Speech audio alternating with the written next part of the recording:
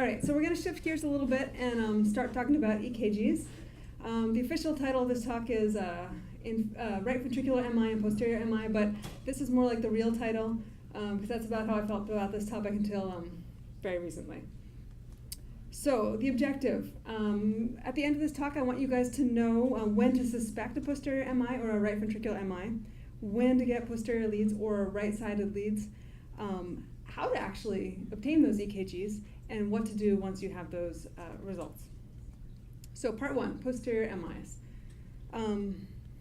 What are we talking about here? As you can see, I know how to use this pointer.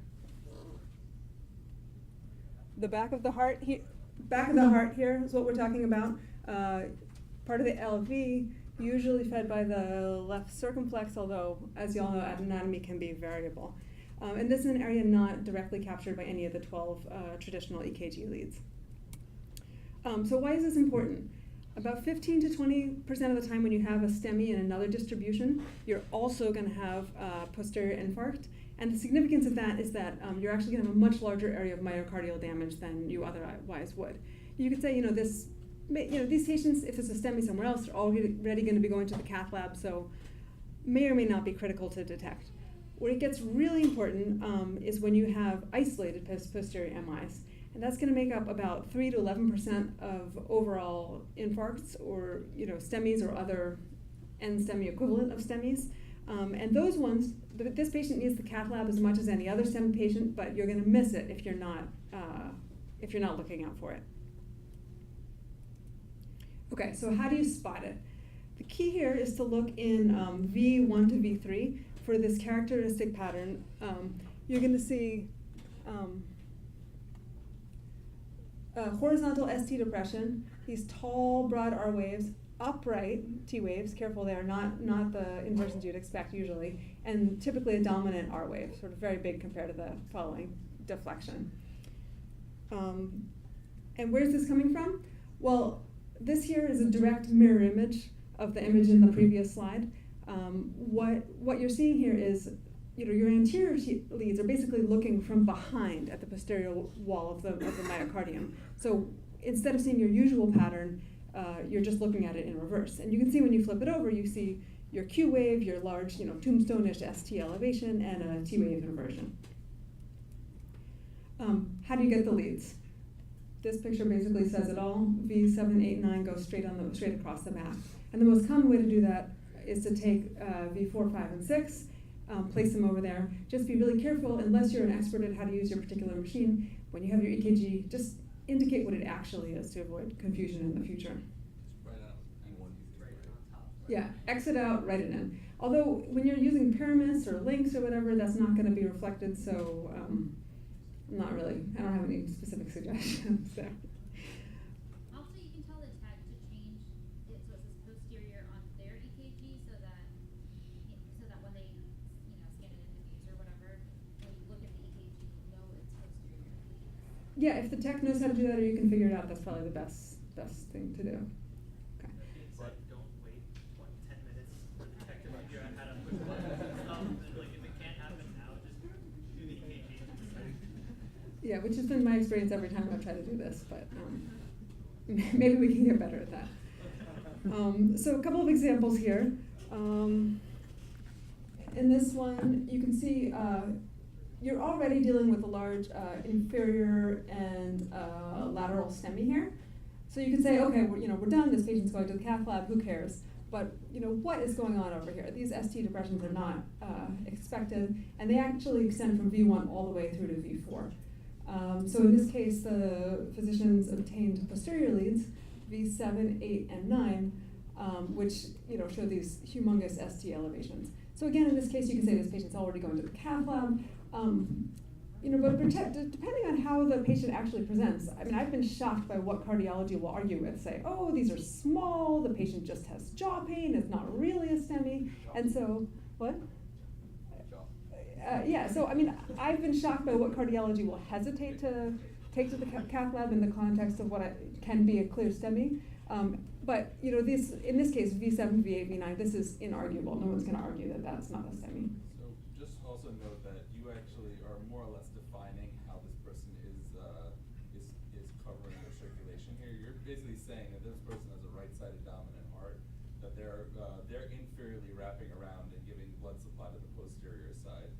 you're going to be likely taking out the back of your right ventricle and the back of your left ventricle.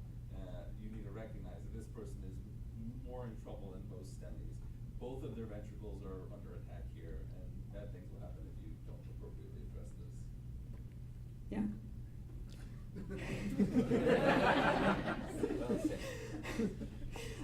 Second example here. Again, you already have a little bit of ST elevation in a couple of the inferior leads. But once again, you're seeing this pattern here in V2, V3, and a little bit in V4 as well.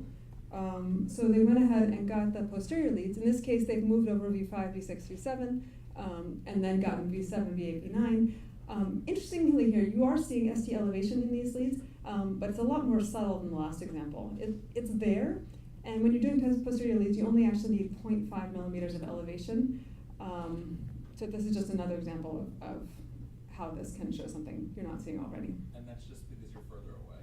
You're looking at the heart from a greater distance, so a smaller change in impulse is more significant. Okay, so what are the take-home points here? Look in V1 to V3. If you see ST depressions in general, but especially this characteristic shape with large R waves, flat depressions, and upright T waves, you got to look for your posterior leads. And it's especially important to find this when you're not already sending this patient straight to the cath lab. Part 2, right ventricular infarction and right-sided leads. So RV infarction is going to complicate about 40% of all inferior STEMIs. But in contrast to the previous, this one's actually rare to see in isolation. You're not going to see patients very often who have an RV infarction who don't have an obvious MI on their EKG. So when are you suspecting this? Basically, anytime, we're already doing this. Anytime you're seeing an inferior STEMI, Gruber was already talking about this. You're typically not giving nitrates, giving fluids, watching out for bradyarrhythmias. But in particular, if you're seeing an ST elevation in V1, elevations in 3 greater than 2, or V1 greater than 2, that's when you're particularly going to be thinking about it. How do you get these leads? Again, it's just reverse of V1 through V6 on the right side of the chest. You'll see that V1 and V2 are just V1 and V2 are just the reverse. You don't actually need to switch them around. People do different things. And also notably, there's a lot of people use V4R in isolation because that lead alone actually has very good sensitivity and specificity for confirming RV infarction. So moving straight to a couple examples here. Let me see. So here you've got your inferior STEMI already established here. But you're also seeing, you can note here that in lead 3, the ST elevation is greater than lead 2. You're seeing elevations in V1.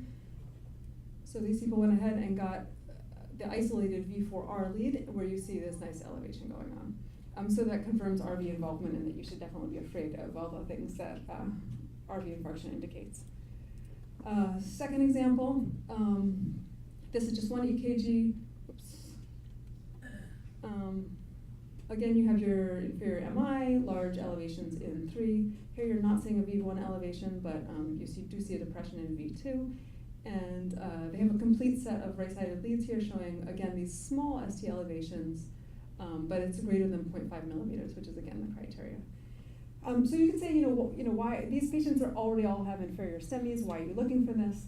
And, I think especially here at Einstein, the STEMI protocol is so regimented. They don't even want you to get a blood pressure at this point, let alone a history. So what's the utility of this? And it may not be that much a lot of the time, but it can actually help the interventionalists localize where the culprit lesion is. Because if you have an RV infarct, you're still most likely dealing with the right coronary artery lesion, but it's going to be a more proximal lesion. And in cases where the thrombus has embolized farther downstream, knowing that the RV is infarcted can help them make sure that they're actually stenting the right lesion. So what are the take-homes here? Anytime you have inferior MI, you want to suspect an RV infarction, you confirm it with the right side leads. You're going to be giving fluids, no nitrates, look out for bradyarrhythmias, and these patients are all going to the cath lab anyway. Beta blockers either. Yes, also no beta blockers. And thank you to Life in the Fast Lane for my own education and much of this content.